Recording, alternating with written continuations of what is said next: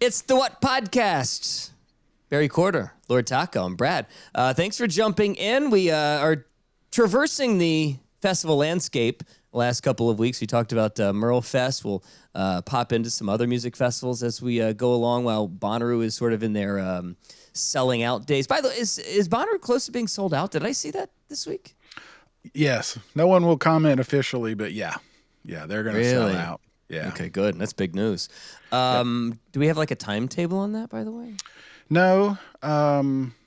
How close do you think they are? In your informed opinion, what do you think? How close do you think they are? We are, around 90 days, depending on when you're hearing this, 90, 95 days. I would say within the next... we're just under 100.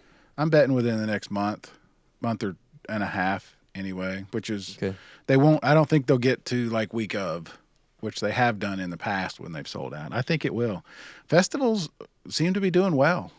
Last year was such a weird year, and now it seems like they're back. So, good. Yeah, I mean, we're gonna try and take some time away from the Bonnaroo landscape and talk about some other spots. We did Merle Fest last week. I wanted to start this week though. Oh, by the way, this week we got Beach Weather on.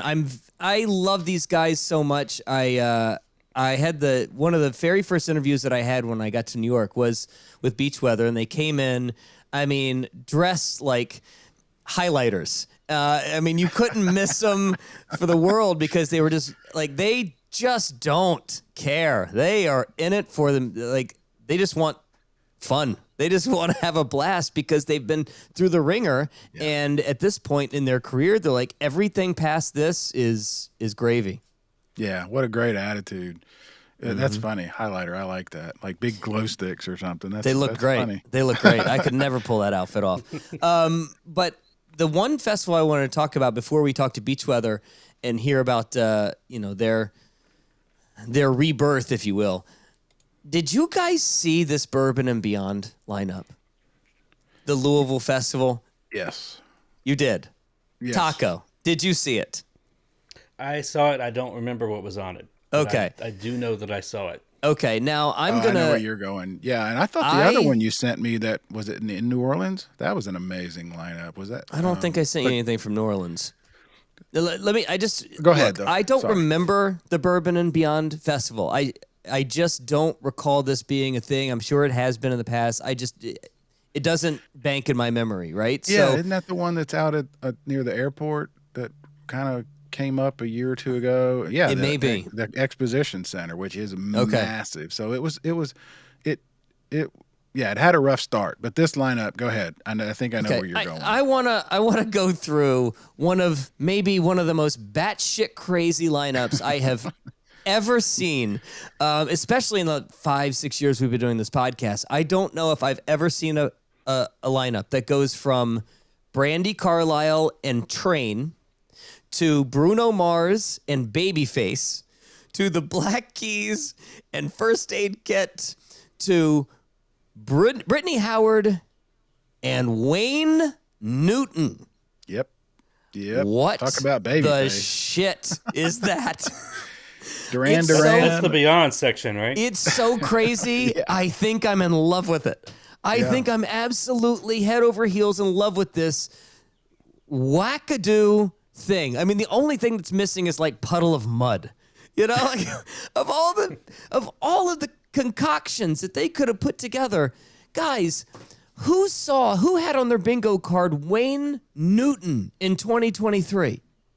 Yeah, man, Mavis Day, Paolo Nutini. Haven't heard that name in a good minute. I'm stunned. I'm stunned.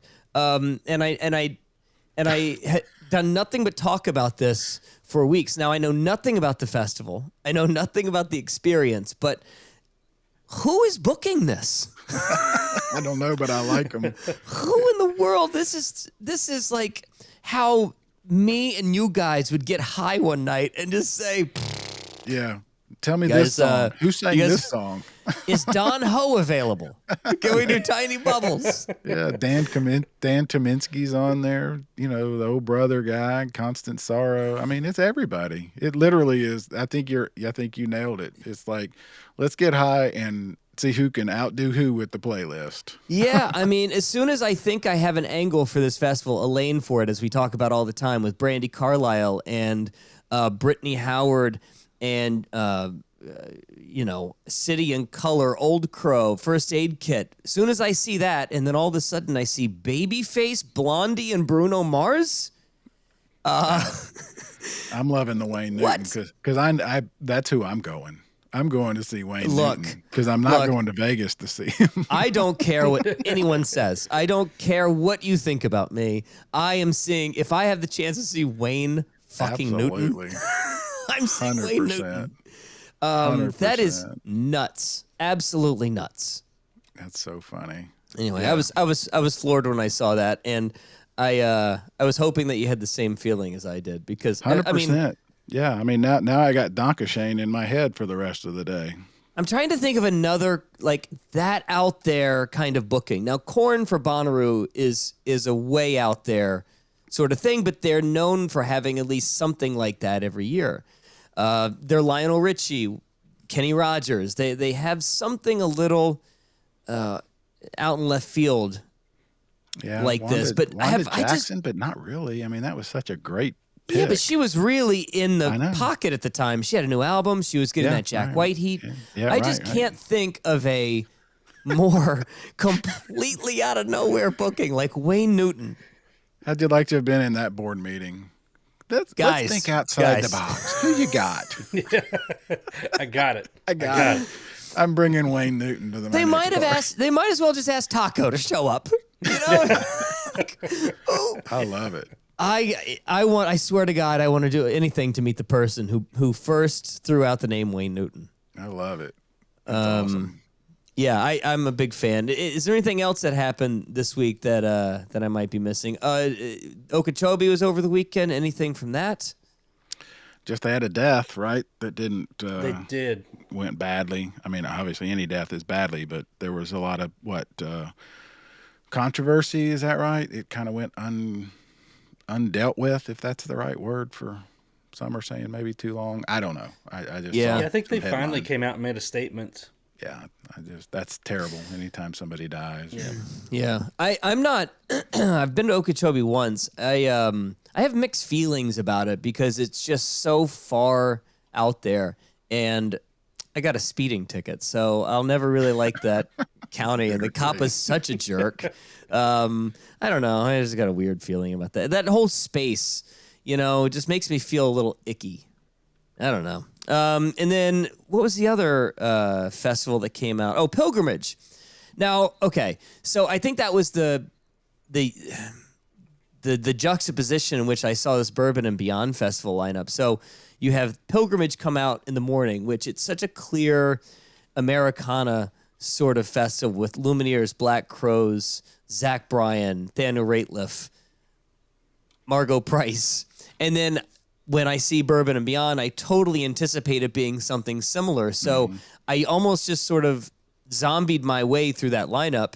And then, I see Brandy and then I see and Wayne Newton pops and my head just sort of spins. And I immediately think to myself, is this like some sort of like indie rock band who's just using the name Wayne Newton, or is this really Wayne Newton? And then I started looking at the rest of the lineup, and when I'm sitting here thinking I'm going to get an Americana festival, and all of a sudden I'm seeing Bruno Mars and Babyface, everything starts spinning around.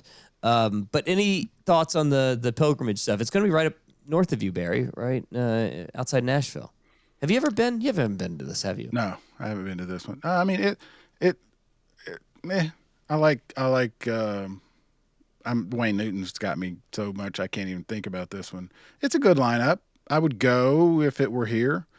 I'm not sure I would, travel to go. It's on Justin Timberlake's farm. He owns that property. Yeah. So it's up there in the Franklin area. So when I think of Pilgrimage, I say to myself, yeah, but I'll just go to Moon River. Yeah. Right down the road in Chattanooga, because bigger, more bands, but similar. I would 100% agree. I mean, in fact, Nathaniel Rateliff is coming to Chattanooga this summer. So is he really? Yeah. Oh, good for you. I just go to Riverbend. The Riverbend lineup is even better. It's very similar. It's kind of a mix of the two. Warren Treaty, of course, who we love. But yeah, very similar. And then the other one that popped out was Outside Lands, which, my God, I mean, it's always it's always so big. I've never actually been to Outside Lands because I don't know, those West Coast festivals just become so difficult and costly. But Janelle Monáe, Maggie Rogers, Odessa, Foo Fighters, Kendrick Lamar, Noah Kahn, Cigarettes After Sex. I mean, it feels like a lighter Outside Lands festival than years past. But, you know, people really enjoy that. And I've heard people, at least close to me, say they like it more than Coachella, which is kind of crazy. I mean, I don't know. I don't really have any experience. Anytime you can see Janelle Monáe, do it. No kidding. Do it. Gosh, I told the story about meeting Janelle Monáe a couple days ago, and I've got this ridiculous picture, and I swear to God, because I was so in love with her, and I felt so overwhelmed by her beauty, I sort of lost track of what I was saying to her, and I just found myself, you know how stupid I get with my great work nonsense. But I remember looking at Janelle Monáe, and I was so struck by how gorgeous she was that all I could bring myself to say was, well, I think you're gonna do pretty well in this music stuff. And the label guy at that exact moment took a picture of me and her when I said that to her, and I'll never, ever forget the way she looked at me. It was just like, what the fuck is this guy saying to me? Yeah, she's I thinking, felt so good luck in embarrassed. your career, pal. Yeah. Good luck in your music career. What are you doing? All right. Enough of that. Let's get to beach weather as we traverse around some other music festivals. Shaky Knees with Beach Weather on the What Podcast. Here we go. Well, hi, guys. Hey, What's Brad. happening? You know, Morning. Yeah. How's everybody doing? Is everybody surviving? What part of the world are you guys in? I'm in Boston. Nashville. Reeves in Nashville, yeah. Okay. So in Boston, have you done what is that festival that we love in Boston, Barry? Is it Levitate? No, No, it's Boston it- Calling. Boston Calling. Yeah, That's yeah, right. yeah. Yeah. We Do you like that? I've gone to it one time, and it was fun. I just went to it as like a fan of a couple bands playing. Sure. Sure. We actually got an offer to do it this year, but we're gonna be the day before. We're gonna be all the way in San Francisco doing Bottle Rock, so we couldn't like logistically make it make sense. And then the day after, we're gonna be in Jersey, so we would have had to have like a sandwich of doing a red eye flight from San Francisco to Boston and play Boston Calling, and then just booting down to Jersey. Yeah. all in the same weekend. But it feels like you guys have at this point. I mean, it's like the hardest working band on the planet right now, right? Like, so let's just hit the gas as hard as possible right now. Yeah, it's what it feels like a lot of the time these days. Yeah. Yeah. And how's it been going though? I mean, the last time I saw you was here in the city. Yeah. And it kind of like I don't know. It felt like you guys had just found your footing, and you're like, okay, is this how the world's gonna be for a while? Yeah, it's pretty awesome. I mean, it seems like everything we've done so far, like we've gotten together once for like a week every last couple months, and every time we've done that, it seems like it's for some beneficial purpose. Like playing Jimmy Kimmel and stuff like that. So it's pretty wild. Oh, you don't say. Yeah, like pretty small town stuff, So it's kind of crazy, yeah, from going from that New York trip where we were just little, not really sure what was on the horizon for us, and then to go into this year just full blast. It's pretty crazy. Are you like in a studio right now? Is that what you're doing? I'm in my little studio? home studio. Reeve looks like he's in his little home studio. Yeah. You have one too, Reeve? Is that? Yeah. All right. It's just one big studio apartment, so I basically sleep in my studio. But, yeah. I am so impressed by you guys. I'm so happy for you. This has been a pretty odd journey for this band, huh? Yeah. Quite odd, yeah. Yeah, that's where I wanted to go. For sure. Doing, reading about you guys and everything, you probably can answer the question as well as anyone. Tell us how you got to this point, because, I mean, it goes this way and that way, and then it goes backwards and it stops. Yeah. Well, we started the band in 2015, and we toured it for a couple years.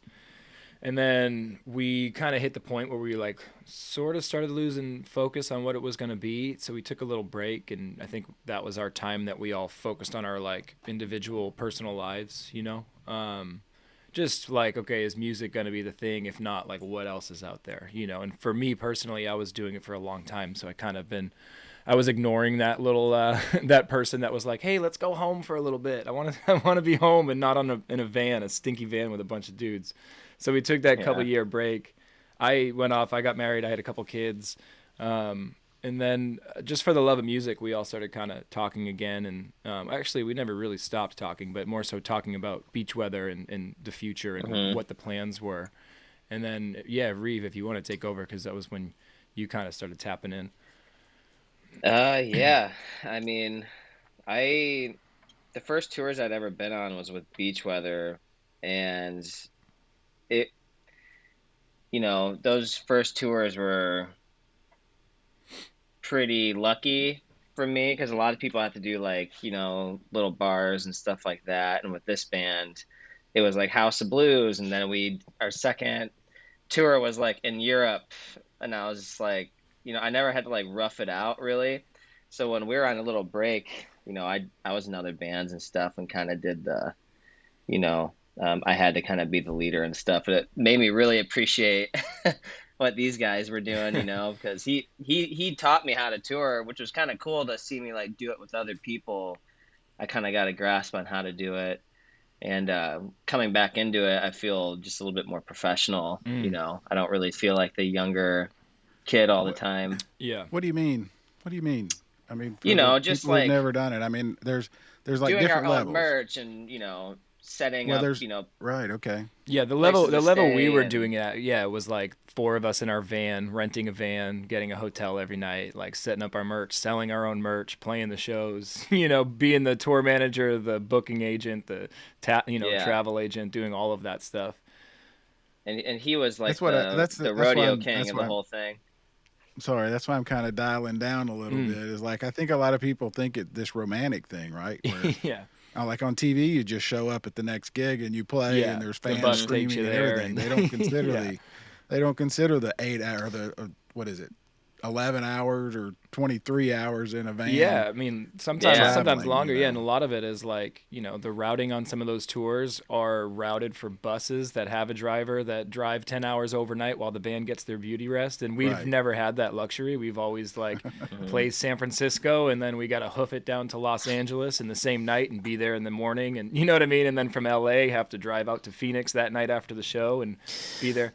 So not complaining, we've just did it for a long time. And I think what Reeve is saying is that when this band started, he was still so new to that world. Lucky because we had some friends that brought us out on our first tours that we were opening and doing House of Blues. Still grinding it out in the van, but lucky enough to be playing in front of some crowds and not having to play in front of Nashville bar crowds.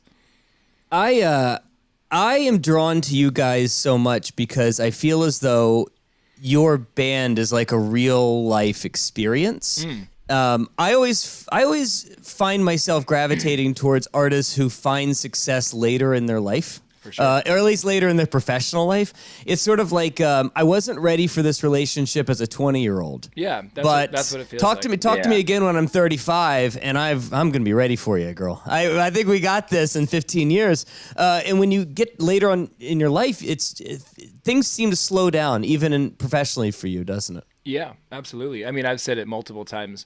If what we have with the success of Sex, Drugs, etc. happened when we were younger, like, in our early 20s or whatever, when like we thought touring was all these other reasons and it really wasn't, I think we would have messed the whole thing up. So I think now having a little bit more, we got our asses kicked by life for a couple of years, and I think we had to be like humbled. And like I said, I have 2 kids now, so it's like if there's anything that forces you to reprioritize your life, it's having a couple kids and then showing you like what the important things are and what really aren't important. And I think that's our attitude these days is like we only do things for this band now if all 3 of us want to do it. If one person is just like, I don't know, we're like, cool, then we don't have to do it. Where before it always felt like we had to do everything, and if we didn't, we were going to get passed by the next band trying to do it, and that was always the mentality. I guess the pre-COVID lockdown mentality of bands were like tour to survive, and if you don't tour, then another band's going to get that tour, at least in the alternative like pop rock world that we came from. You just said something that I forget about all the time.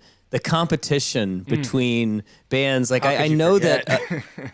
Well, That's you all know, it is, because I feel like out there. because sometimes you think to yourself, it's like, oh, it's artistic, and Yeah. you know, audience will find you, but there really is a cap to consumption. Yeah. Where, like, I only have so much time in the day to give you. How competitive is it really? I mean, I feel like I know, but do I Yeah. really know?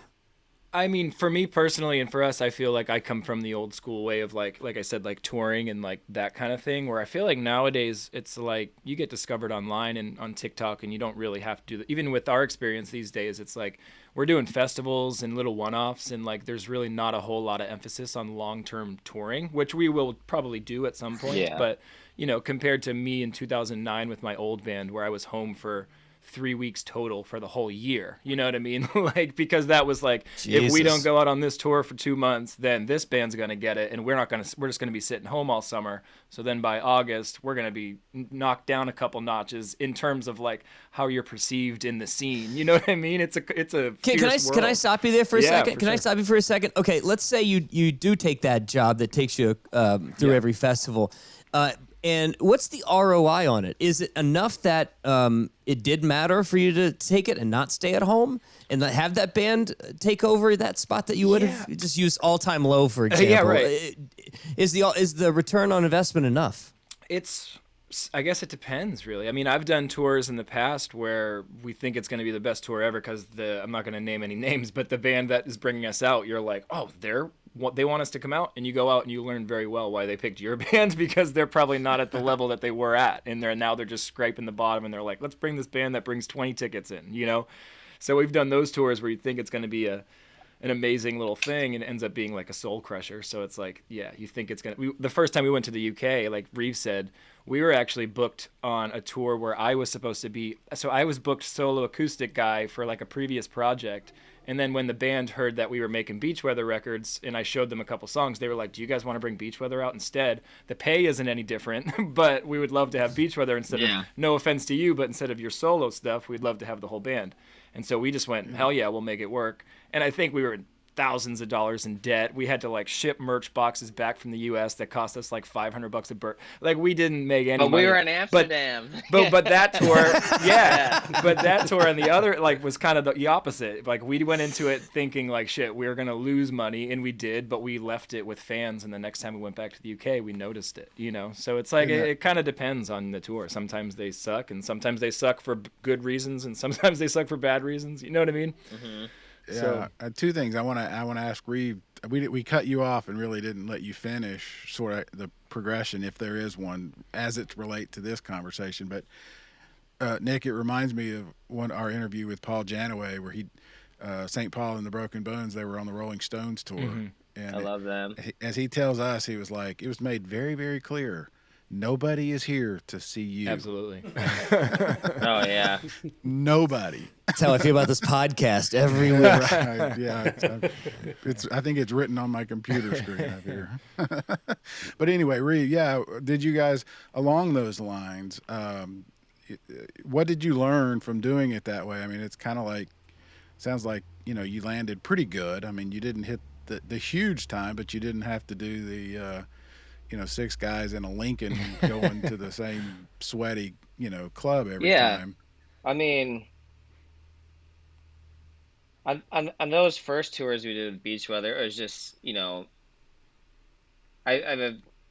still felt strenuous some days, but I know it wasn't quite as bad as other people have, kind of gotten into it.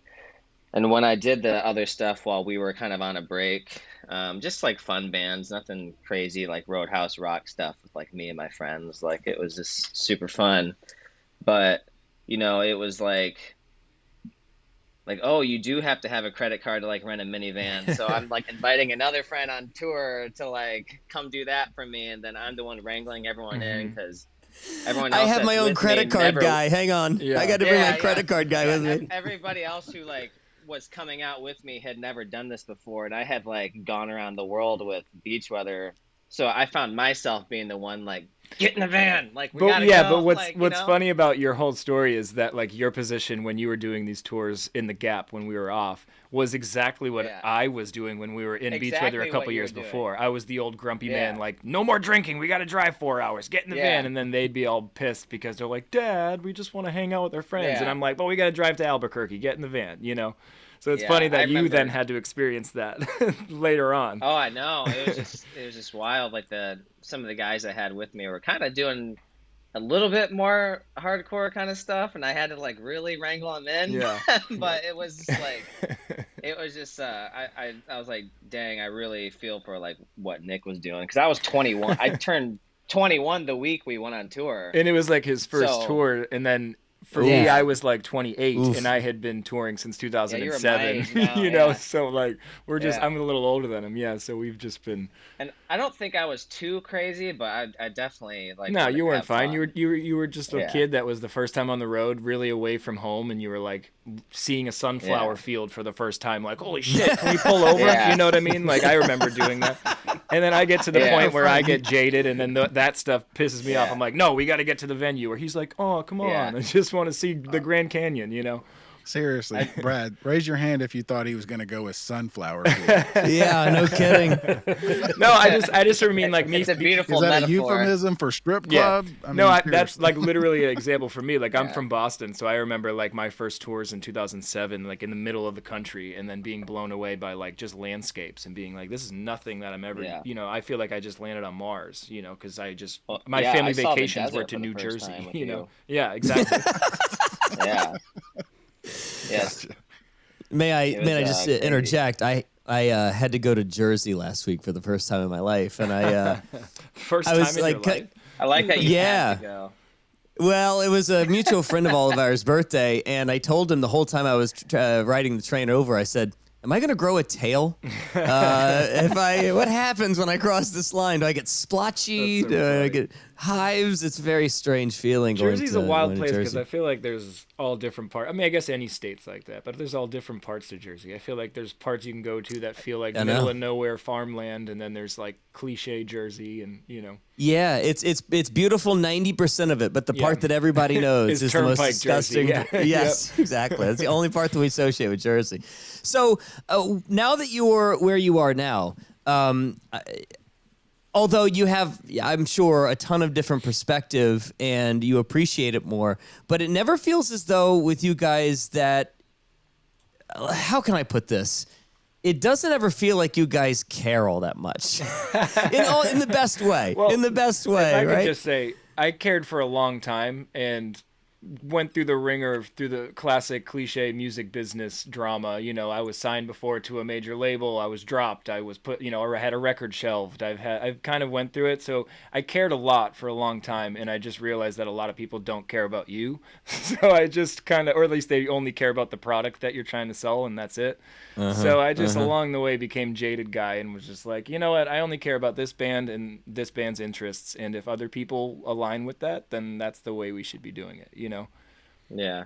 And I feel Yeah, like but- a lot of people have like the theatrics of caring to where they don't actually enjoy it themselves. And you we know what care I mean? very much. Like, Don't want to say we so don't it's like, care. oh, thank you so much. They never actually like sit and be like, wow, this is really cool. Which I Yeah. feel like we're so thankful and grateful for every little thing. I think now we're in like our appreciation stage where, yeah, like I said Yeah. before, if we got it Sure, before, it would have been sure. more of the showboating stage. Like, we have a #1 record. We're just like, we have a #1 record? Like, Okay. it's Yeah, I insane, think that, you that know?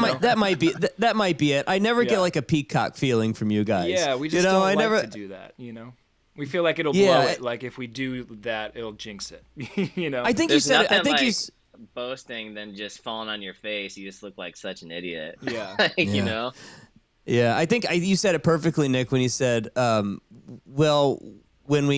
can't. What did you say earlier? Basically, we don't do anything unless all three of us want to do it. Yeah. And there's that clarity of the moment where you just say, "Yeah, this is really great." For but, sure. You know, And we've been in previous o- bands and stuff where that isn't the case, where like communication and agreement's like the hardest thing. You know, you have 3 people from 3 different walks of life. Like our guitar player Sean, who just got double hernia surgery, so he's still on bed rest right now. He got it the day after my our God. record release show. He's been putting it off for a while, but he's from like Brooklyn, Yeah. New York, now lives in LA. You know, Reeve's in Nashville, I'm in Boston. So you get the three of us together, and we're three different personalities, you know. Yeah. And I think the one thing that we've really worked on with us specifically is like learning from the past, learning from our past bands, and like communication's the number one thing that keeps you guys together. And like if someone's having a bad day, like trying to talk about it, get on the same page, you know. And like I don't know, I've had things blow up in the past over throwing away someone's leftover food, and then they're like, fuck you, why'd you throw? And you're like, really, is this about the spaghetti, or is this about, you know, sound check yesterday? Like, and we just don't let it get to that point. We try not to let it get to that point, you know. It's never about the spaghetti. It's never about the spaghetti. Yeah, that's No. what I call it, the spaghetti incident. It's a true story. You know, I always count on Lord Taco to come in and bring in the clarity. You know, he always. It's always food. That's why he's here, man. Wordsmith. One of the things I mean, listening to your music yesterday and reading a lot of the comments, it was almost instantaneous. One of the first comments when I was reading, listening to Sex, Drugs, etc. So many people said, this is the music I put on when I just landed at the airport coming home from college and I'm driving back at night. That's awesome. And I was like, well, that's interesting. Specific, and I love that. That's where I'm going. It was like 4 or 5 very much similar. And when I was listening to the song, I was like, damn, that's spot on right there. That's awesome. Well, the thing about this, and Nick and Reeve know this, but I don't know if Barry really does. In my industry, there's very few songs that we play that make it to the finish line, that get to what we call our library and our catalog. What these guys have made is one of the biggest hits that we have had in the last 3 years. I mean, this is a song that's going to last at our radio station in our format maybe forever. It's wild. And that's crazy. It just doesn't happen that often. Yeah. We maybe get one of these a year, 2 max. Someone mentioned that to us the other day about it being a song that possibly lasts a long time, and we just looked at each other and we were like, that's enough. Like we've, you know, like when we were kids playing our guitars in our middle school bands, like that was the goal. Like imagine having a song, imagine playing this show, imagine meeting these people. It's like we've accomplished that. Like that's enough. If it all stopped tomorrow, we'd be fine and happy. Yeah, if I got to go work at a coffee shop tomorrow, I get to say that's it. Yeah, I'm watching that show Daisy Jones and the Six right now with my wife, and I feel so aligned. At first, I was like, I don't know if I want to watch that show. I'm going to judge it too hard. I'm too close to the music, and it's like very accurate, and it feels like a lot similar to the way that our career is going off right now, where I'm just like, I don't know. It feels awesome. It feels really relatable, and I just want to embrace it. It's interesting you it say that. Yeah, I'm watching it too. It's because your song connects. Yeah, and that's what hit me when I was reading that. I was like, dang, that's like you said. That's so specific. Yeah. And at first I was like, that sounds like something the band's manager put on there. And then I saw 3 and 4 of others, and I was listening. I was like, yeah, it connects. I love that. We were kind of reminded the other day from a friend. We were doing a podcast with a friend of ours, and he brought up the point that we never even really thought about. But Sex, Drugs, Etc. Before we took our hiatus, we put out that EP that had Sex, Drugs on it, and it's the last song on that EP, Chit Chat.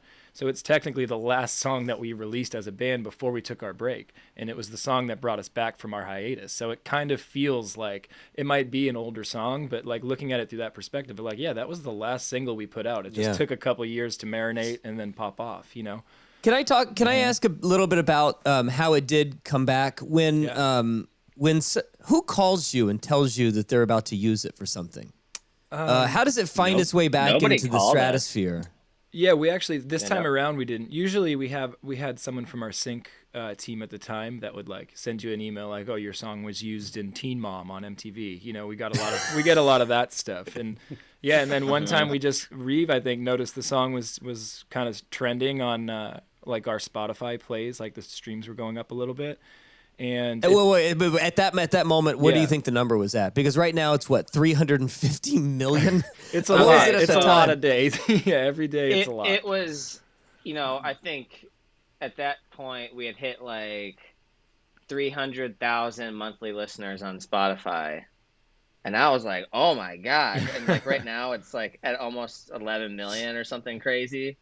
And I remember our manager being like, because I've been trying to get the guys like back together, kind of. He was like, poking the that whole time month. we were on a hiatus. He's like, we gotta get the band, and we're like, yeah, we're doing other things, Reeve. We'll get the band back when we're ready. And he's like, no, we really need to like- get the band back together for like 3 'Cause years. I was just listening to this stuff and I was like, dang, like, it's been like 2 years now. Like, let's do it. You know what I mean?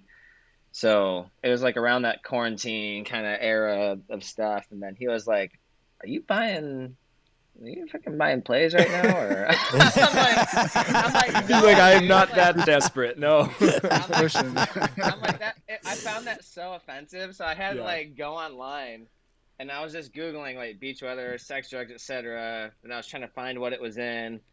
And then I finally found something. It was on this show called Control Z.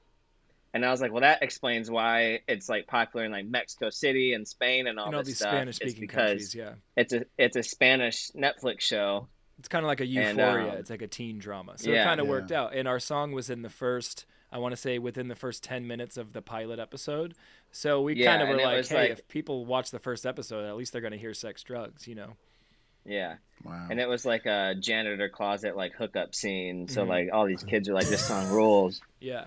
And then Sex. that's why it happened before TikTok and Yeah. stuff. It was just kind of like naturally from a show. Well, then from that show, Okay. we noticed on TikTok, people started to take it and add it to like shows like they would make montage clips of like Stranger Things and then like Euphoria and shows like Control Z, but they would use that song. So it was almost like they heard it in a setting and they wanted to recreate that on TikTok. So they would make their own video clips. And then that's when TikTok took over and started to kind of make it trend up that way.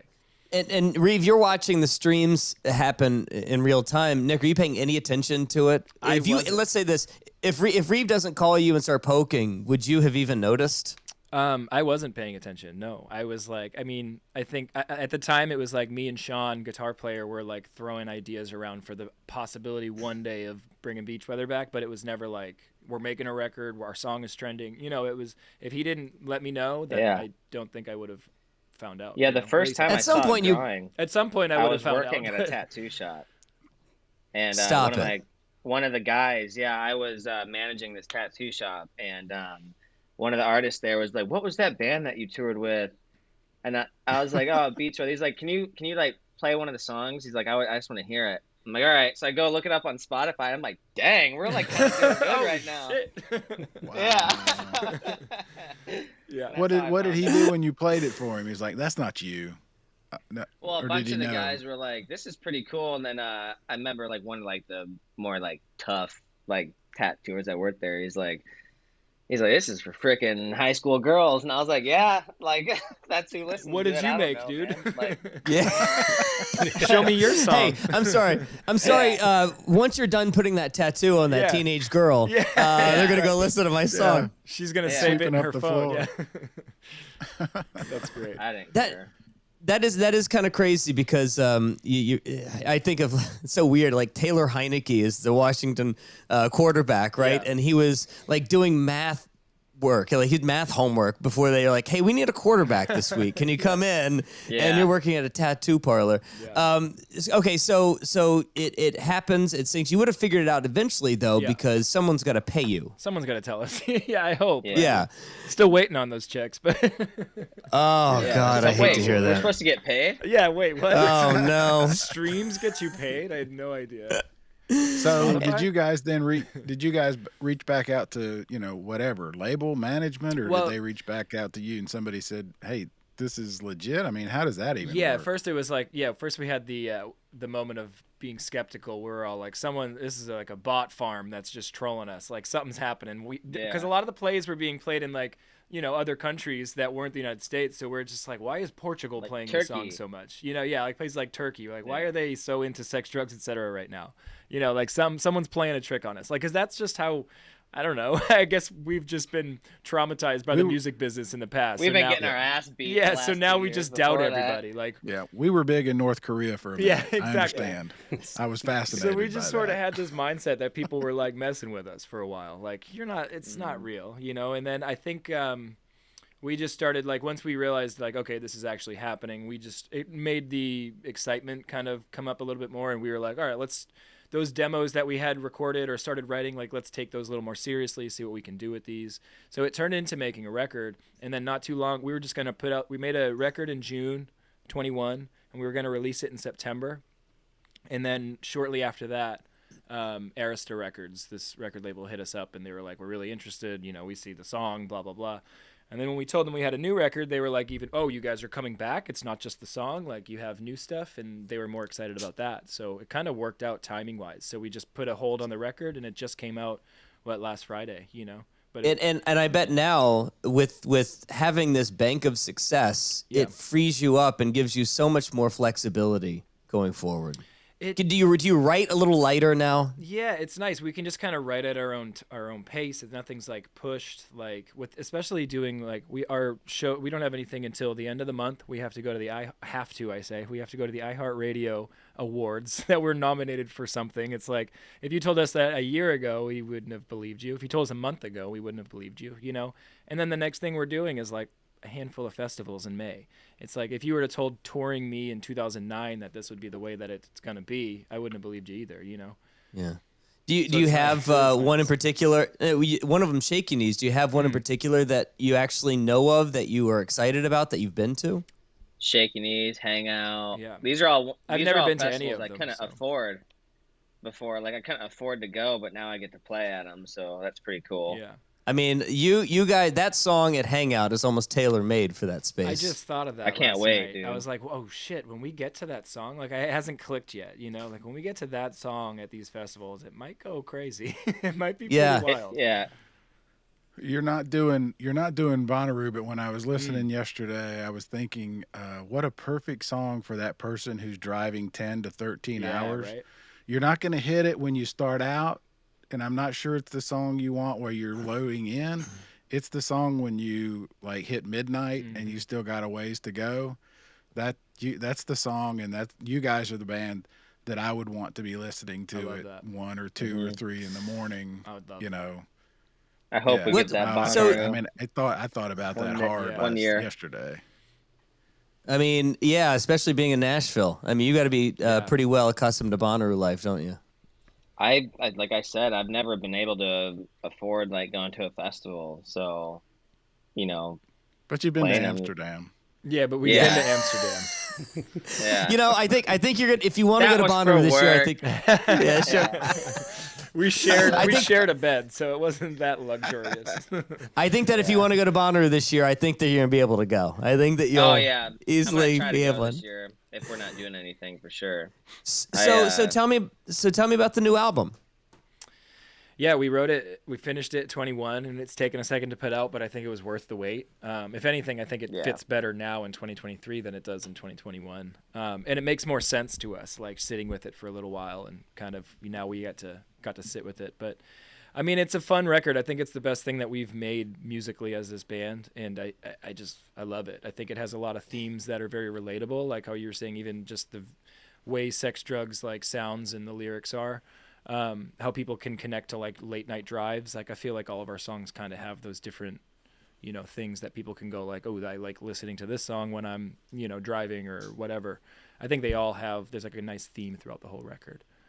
I like the idea that you said that you sat with it. Yeah. Because normally, you know, time doesn't wear well. Right. You know, if sitting with it for a long period of time, I'm surprised you didn't tinker and have the urge to pick and prod at. The thing was mastered, I think, in September of 2021. So like we never opened it back up. We were just like, put it in the little archive, and when it's ready to come out, we're gonna release it. You know. So even hearing it on Spotify now, it just sounds so different to me because it like feels legit. You know, because I'm listening to it on Spotify, not my iCloud folder or something on my phone, like I have been for the last 2 years. You know.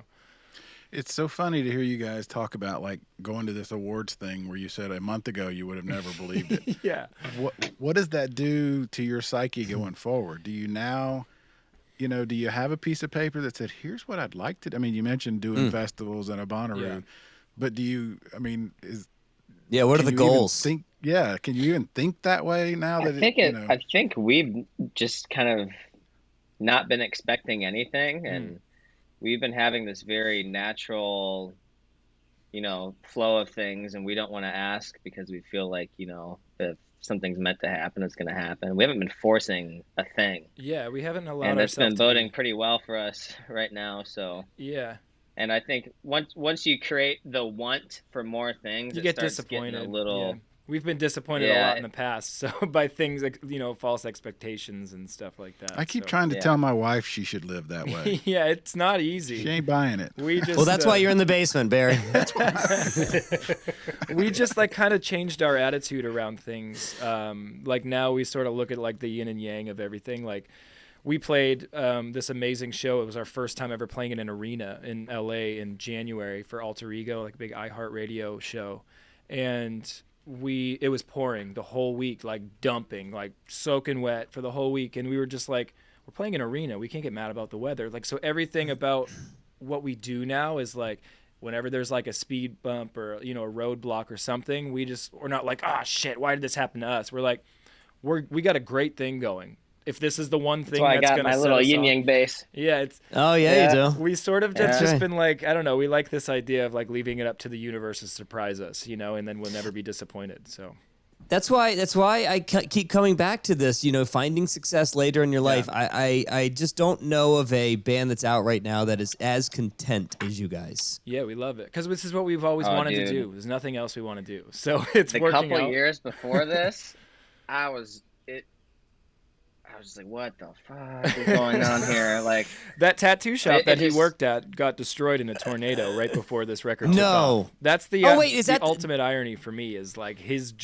life came crumbling down in Nashville, and then the next day, pretty much like sex. Is that the same tornado that took what's the music at the Exit In? Yeah, the Exit In. Basement East. Yeah, Basement East. Oh my God. Yeah, so it was like our friend's birthday that night, and then we were all like kind of high eating burritos like at like 2 a.m. and then my friend calls me and he's like, dude, the tattoo shop is gone. So I drove my truck down there and it was flattened out, and I was like, you got to be kidding me. I was kind of comfortable and like content working there, and they were going to open another location, and I was possibly going to like move to New York for like this new location. I was like, this is kind of a cool life. I don't know, I might do like my little experimental music and work at a tattoo shop, and like that's cool with me. But it like took that thing out, and then the owner got really sick and ended up passing away, and I never got any sort of like unemployment or anything because he couldn't help me prove that. So I just started like shampooing women's heads at a salon, and like there was a bar that was like still open, and I like did a bouncer job there, and I was doing Uber Eats, and then like all at the same time. Oh, and then once this music started popping off, I was like, I kind of just saw like this light at the end of the tunnel, and that's when I start hitting them up a lot. I was like, yo, look, I've said this. I've said this forever and ever and ever. I just don't think that anybody with a trust fund can write a great song. You have to struggle. Yeah. You have to go through some of this stuff to appreciate and find that spot where the struggle turns into a song and turns into art, and then hopefully success. That story in and of itself is. I hate that you went through it. Yeah. I really do. But boy, we all went through heavy shit. Like I know, I don't know what he wants to share of it, but like Nick has gone through his own things too. And I think we all just coming back into this. It's like we don't want to live through that anymore. Yeah, we want everything to be the best that we can be. And like like there was a couple months ago, him and Sean kind of got in a little tiff on a phone call, and it was squashed. The next day, squashed. Where like.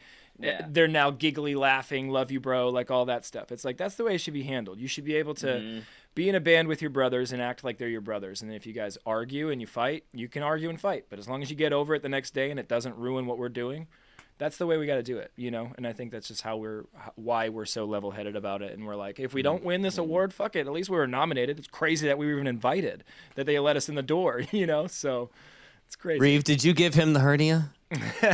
You gave Sean the hernia. All that stress. Yeah, stressing the hell out. He's always stressed. Sean, if Sean was right here, you would go, "Oh, this guy's naturally stressed all the time." Yeah. Well, you've gotta be. Yeah, it's Russ for us. Look at him. Yeah, look at him. He's in there stressing. He always stays medium, man. He always stays medium. Extra medium. Yeah, Guys, I'm such a big fan. I love you guys as people. By the way, also, thanks for wearing the gray and the black today, because I don't think I've ever seen you in anything other than fluorescence. Yeah, we're usually ever. pretty dressed to the nines. Yeah, I got my golf clothes on. I'm hitting 9 with my dad today. So You're playing golf today? Yeah, we're going golf. We like to. It's Boston. You know, what do we got? 41 degrees. It should be 48 I know, right now. It should be 48 by 1. We'll be okay.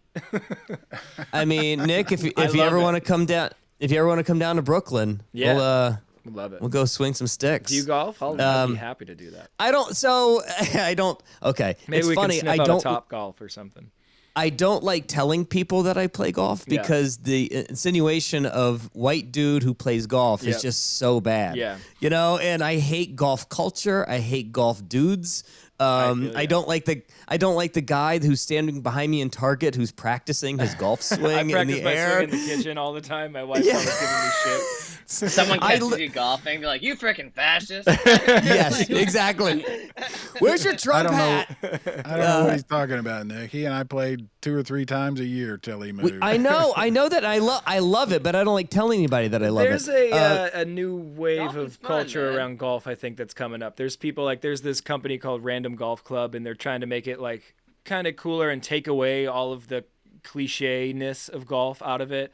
This hat is from a company called Bob Does Sports. They're like YouTube golfers, but I think they're bringing golf to like a new generation of people and not just the old grumpy like white guy culture. You know what I mean? I'm seeing a lot of people that are on the course it's how it should be. It's fun. It's a stress reliever. That's it's how meditation. Brad and I play. Yeah. Yeah, I mean, we play hit when ready.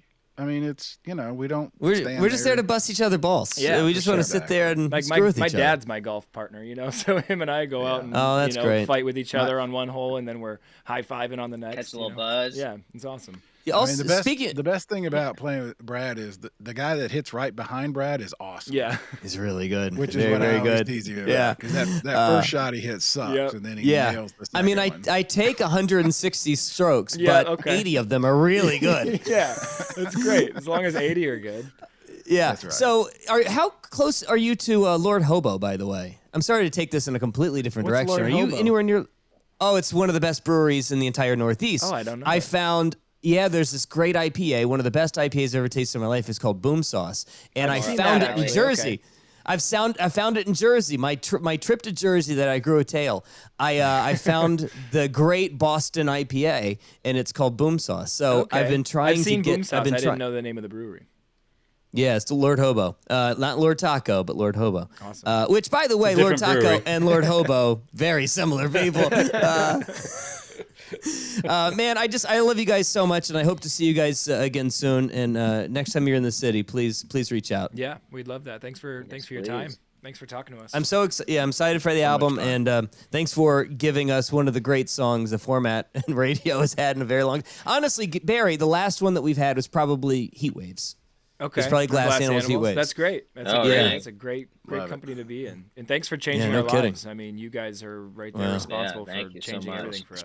Spanish TV apparently. changed Yeah, our you're right. lives. Okay, Yeah, Spanish sorry. TV. It's not you then. Telemundo. Thank you, Telemundo. Thank you. That's Yeah.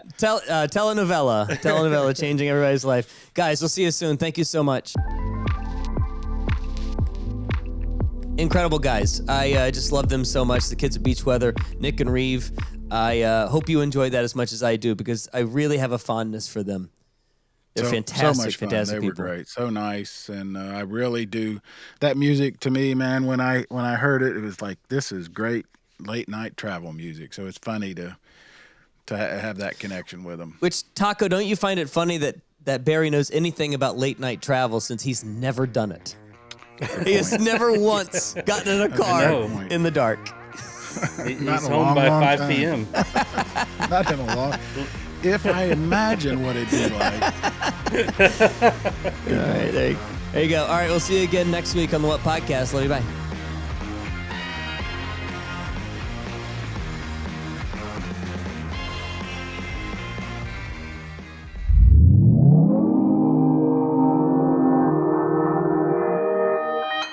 Consequence Podcast Network.